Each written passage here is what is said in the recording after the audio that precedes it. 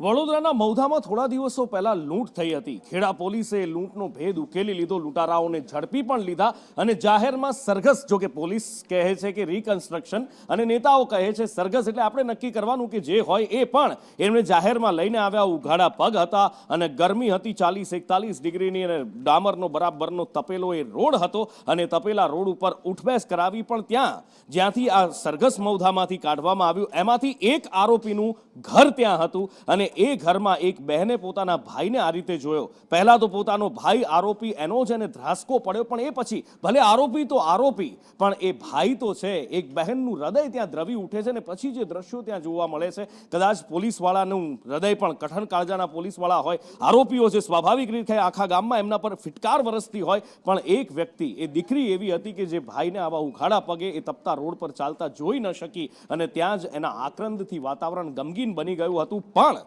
એ ભાઈએ આ વાત સમજવાની જરૂર છે, હવે એ બહેનની લાગણી એ ભાઈએ સમજવાની જરૂર છે અને ગુનાનો રસ્તો છોડી દેવાની જરૂર છે કે જેથી કરીને એની બહેનને ફરી એકવાર આવો કોઈ ધ્રાસકો, આંચકો કે દુઃખ ન પહોંચે। કરુણેશ મારી સાથે જોડાયા છે, કરુણેશ પાસેથી વિગતે જાણીએ।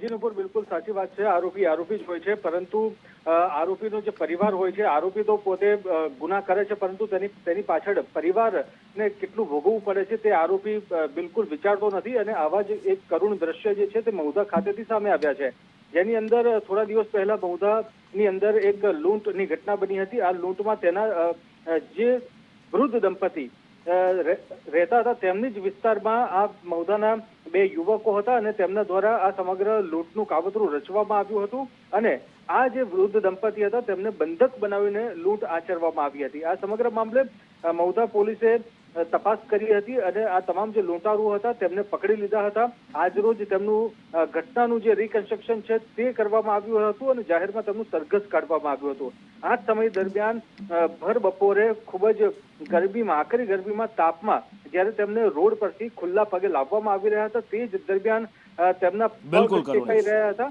અને આ જ દ્રશ્યો જ્યારે એની નાની બહેને જોયા ત્યારે તે ધ્રુસકે રડી પડી અને તે કહેવા લાગી કે મારા ભાઈને ચપ્પલ પહેરાવો, મારા ભાઈને ચપ્પલ પહેરાવો। બીજી બાજુ આ પ્રકારના પણ જોવા મળ્યા હતા નુપુર। અને આગળ આપણે બતાવીશું